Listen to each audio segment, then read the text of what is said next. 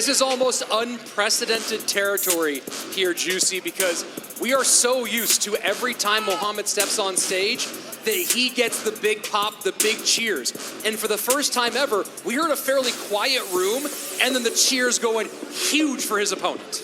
I know. This is such a wild match to have the two-time world champ going against the fan favorite. You can hear the crowd in the background. It's absolutely electric. And you know what I haven't asked these players is when those big pops, because we've heard some roars today, are those roars breaking through those noise-canceling headphones? Because the level of response, we've seen Ian look up at the crowd a few times. Yeah. I have to assume it's there. That's the big question. When Ian has big moments, does that break through those headphones and start to rattle Mohamed Light? Yeah, I actually talked to Ian yesterday after coming off one loss to go to the lower bracket, and he said, you know, it's enough noise canceling to make sure he can stay focused, but enough of it's able to leak through to really vamp him up and get him excited for this game. Well, he better be not just pumped, but also able to maintain that certain level of calm. You can't let the adrenaline take over and start getting you thrown off from the mission at hand, and that is beating not just one of the greats, not just, some would say the greatest, but a guy who's been so comfortable in lower bracket runs. Yeah, the other reason I'm just ecstatic to be on the desk for this match today. Well, we'll see in a little bit as these guys get their decks ready. How heavy is that Ian effect? What does it actually do for you? Does it give him that boost to beat Mohamed? Does it swing the mood in the room enough to shake things up? And can Ian maintain his calm, bring back what he showed us in his previous outing, and just be cool, directed, and ready? Time to find out now.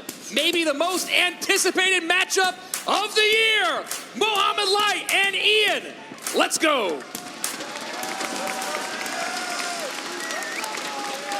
We're into game one, both players locked in. Good luck from both players, and a wall breaker's in the back from Mo. I really like this play. Not a huge surprise. Mohamed has opened with this a few times. Royal Giant is the show for Ian. Yeah, and Mo's just going back to his bread and butter, his comfort. He won 4 20-win challenges on 4 different accounts with his Miner Poison Ice Wiz control variation. Are you surprised to see him go here again, though, given that we essentially just had that same conversation? You know, I'm not. I think that no matter what, you know, if you take a loss with your best deck, it's still your best deck, and you can take what you learned previously and kind of apply it into this game. Ability does put a little bit of damage onto that Royal Ghost. Mighty Miner will finish off the Fisherman. First minute away, and just a little bit of chip both directions. It's really interesting to see the Firecracker variation from Ian with the Royal Giant. I think it could be good, just apply some pressure, and it's going to help versus the Goblin Hunts as well. Big connection for Mohamed. Now opens up the scoring. Yeah, another thing to think about once again is what spell do you choose with your Royal Giant deck? In this sort of situation, I think a Fireball is a little bit... Wait, he's not... Wait, is he using Mega Knight? Hog? I'm not sure. What a fascinating choice. The MK here. I kind of like it though. The Mega Knight historically does really, really well versus these ship-type decks, able to defend and counterpush with that big 7 elixir card. Wait! And another connection for Mohamed. Oh my goodness, not only getting damage on tower, but also taking out the Firecracker, preventing the counterpush. Ian is really showing to start a little bit of his nerves. We have not seen a ton of Mega Knight here. You see Ian with the oh no Goblin emote. Classic Ian trying to get into his opponent's head. I talked to a few players. A lot of them are saying that they always mute emotes when going against Ian just to try to prevent that sort of mind games. Wall breakers don't get through this time. Evo Mega Knight not able to take care of the hut. And now Mohamed Light starting to put on the pressure. Evo breakers coming in from Mo on the left-hand lane. No Barbaro and Cyclops. Wow. Double Evo wall breaker connection. Oh my goodness. Double hut down, regular Mega Knight into a Mighty Miner. I really like the use of the Goblin Hut to pull the Fisherman in to allow the Mighty Miner to do work on those Mega Knights, but here comes the Evo.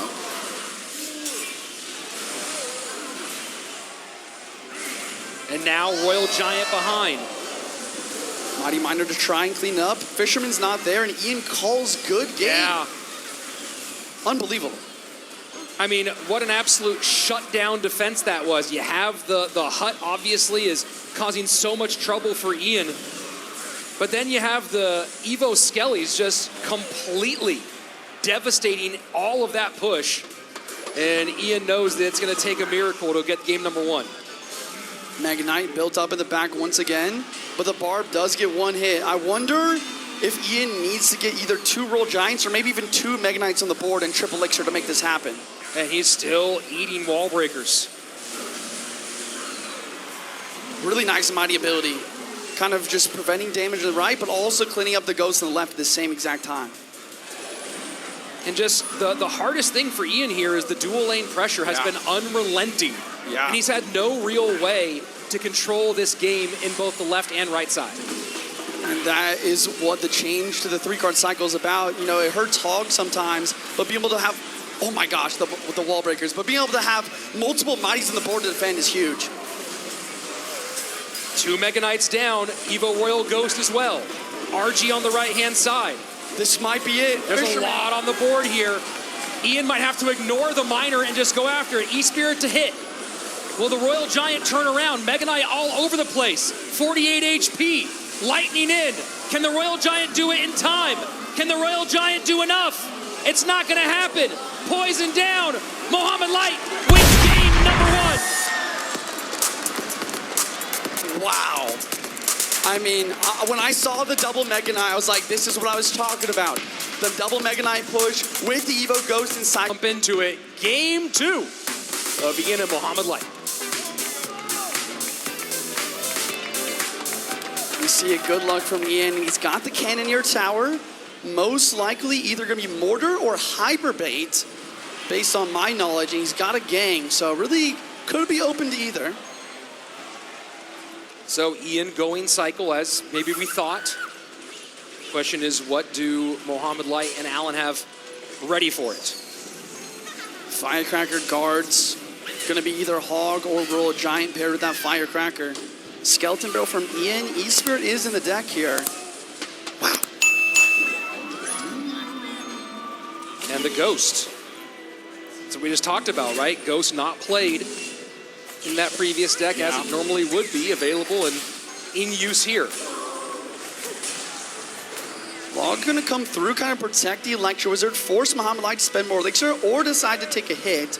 Mo's not too worried to take a hit on the right-hand side because he's already taken damage to the left, kind of letting Ian split up the damage to try and conserve that Elixir advantage. What do you think Ian's looking for with the E-Wiz pick here?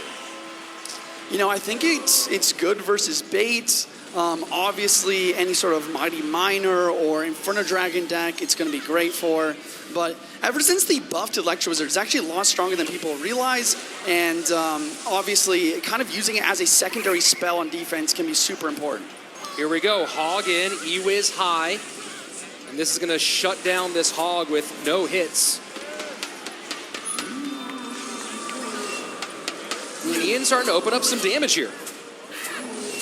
Yeah, both players kind of feeling each other out, trying to figure out what's good.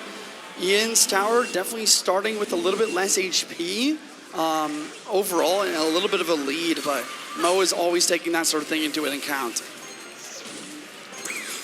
Hog in, high mortar. I wonder if Cannoneer can shut this down. He's not sure, so he drops the Electro Wizard. Evo Ghost on the board. Can he protect that in order to get the counter push? Doesn't look like it. The E-Wiz does a good job, though. Here we go. Fireball in. Skeletons all over. Log comes down. I'm trying to figure out what Mo's last card is. Obviously, it could be Earthquake, but he didn't use Lightning previously.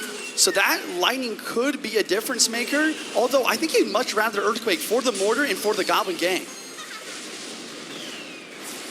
Little splash on that tower from the Firecracker. Skeleton Barrel opposite lane from Ian.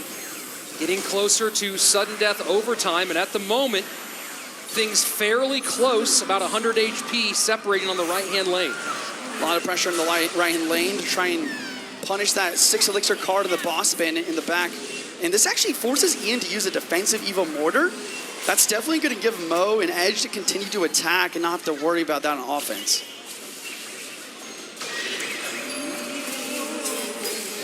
And Evo Ghost right onto the boss bandit, but Ghost gone. Yeah, I mean, we talk about mini metas in Clash Royale League. I mean, we really don't see much of Boss Bandit in the normal game, but the Boss Bandit has really shown up to be very powerful in this tournament. And the combination of the Cannoneer and the King Tower able to work together and support these troops, doing a good job so far as Ian from keeping these hogs from connecting. Will the Ghost clutch up? It does, and the log will drop as well, but Ian does continue his advantage, getting that Evo Skeleton Barrel drop on tower. Some chip damage there Ian didn't want to take. Goes Mortar opposite lane again. Hog down. Pre-log? And that pre-log is huge. Wow. Huge hits from the Hog. Does not get 2. But the now mortar's it's a mortar connection for Ian. But the Evo Tesla does stun and reset, but now an Evo Mortar and Cycle. This might be Ian's chance to make it to game 3. Mortar cannot connect. Lightning into clear. Lightning really cleans up and gets damage on the Princess Tower. Sorry, the Cannoneer Tower on the right. 1483, 1694. This battle has become about the right-hand side. Fireball Cycle puts this within 4. Log takes the lead for Ian. Tesla does pull the skeleton. The Fireball is in, but the Lightning goes as well. Fireball trying to create the connection here. Is there a mortar? Is there an E-Wiz? Can he stop it? Oh my word! Mohamed Light holds on and wins it by 42 HP. Unbelievable. I don't think I've ever seen Mo so almost unhappy about winning that game. I think he's feeling for his opponent here. I really wish this could have been our grand final.